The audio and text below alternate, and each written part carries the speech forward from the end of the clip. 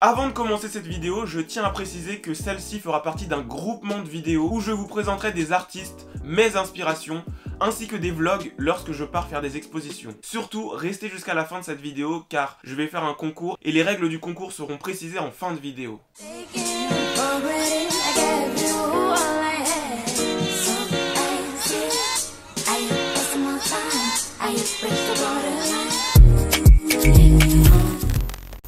Yo, what's up? Salut, c'est Morgan, alias Mor, et aujourd'hui je fais cette vidéo pour vous présenter un artiste qui m'inspire particulièrement, Jean-Michel Basquiat.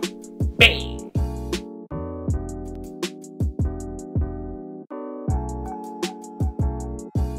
Jean-Michel Basquiat est né d'un père haïtien et d'une mère portoricaine à New York, et plus précisément dans le quartier de Brooklyn, le 22 décembre 1960. Sa mère l'emmène régulièrement au MoMA, Museum of Modern Art de New York. C'est elle qui pousse son intérêt pour l'art.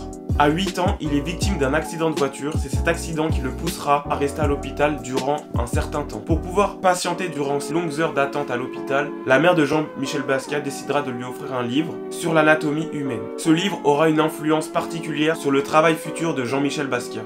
À la fin des années 70, Jean-Michel Basquiat commence à poser des graffitis sur les murs, accompagné de son ami Al Diaz sous le pseudonyme de Samo, qui signifie Same Old Shit.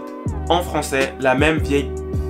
Par la suite, il entreprend de vendre ses collages, qu'il peint lui-même sous forme de cartes postales, ainsi que des t-shirts. Dans le même temps, il se met à jouer de la clarinette dans un groupe qui s'appellera Grey. C'est à cette période qu'il se fera un grand nombre de contacts dans la jeunesse huppée new-yorkaise, notamment la chanteuse Madonna.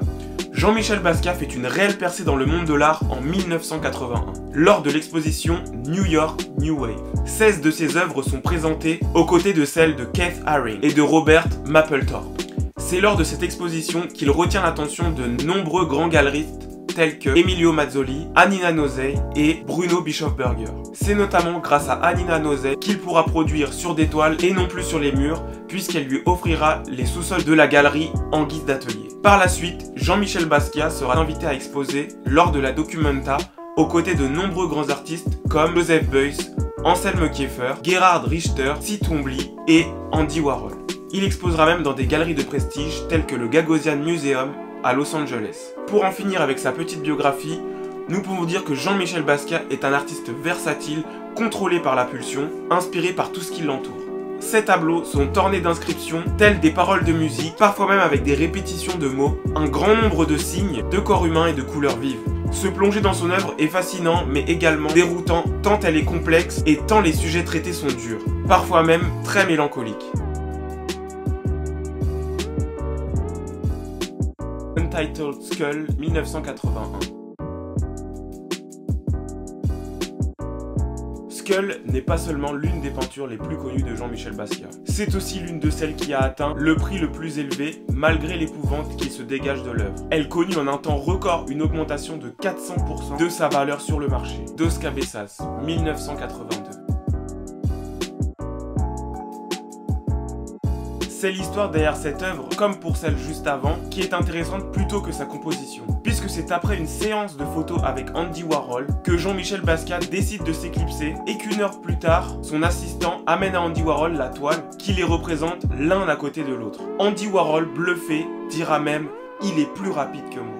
Hand Players, 1983.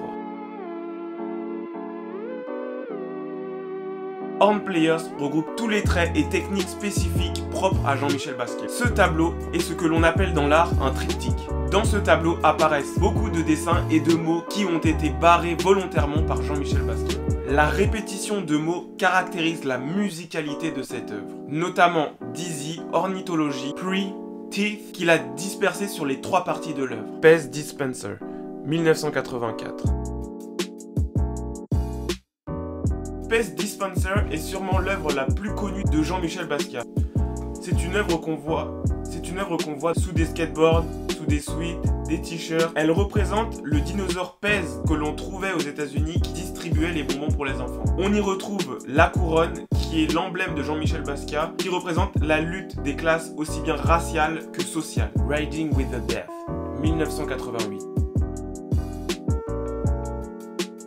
Ce tableau est sûrement l'un des plus tristes de Jean-Michel Basquiat, puisqu'il a été réalisé l'année de sa mort. Ce tableau représente une personne de peau noire en train de chevaucher un squelette. Ce tableau est une personnification de sa vie, elle qui a toujours été tourmentée entre les hauts et les bas.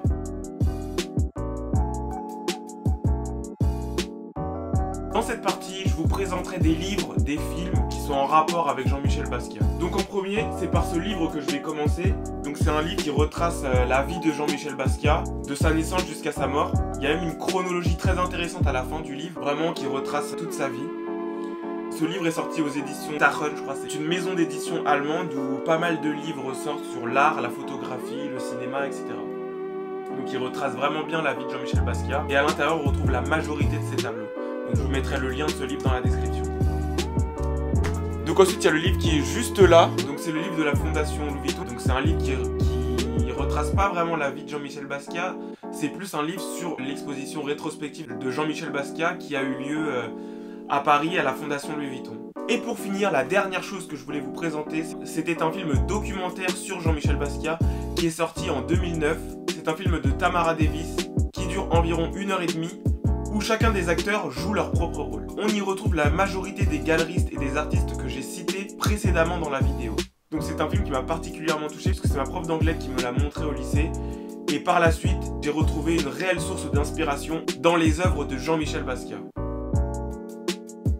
J'espère que vous avez bien suivi cette vidéo car j'ai décidé de faire un concours sur Instagram où seront sélectionnés en commentaire 3 gagnants parmi les bonnes réponses. La question est la suivante.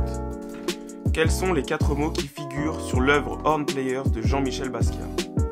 C'est la fin de cette vidéo, abonnez-vous à ma chaîne car c'est un petit geste pour vous mais un grand pas pour moi. Tous les liens des photos, des livres et des films que j'aurais pu citer dans la vidéo sont en description. Surtout, n'oubliez pas le concours Instagram, commentez, partagez, mettez un pouce bleu, cliquez sur la cloche pour être averti lorsque je sortirai une nouvelle vidéo. Et on se quitte sur la devise du hip-hop, Peace, Love, Unity and having fun.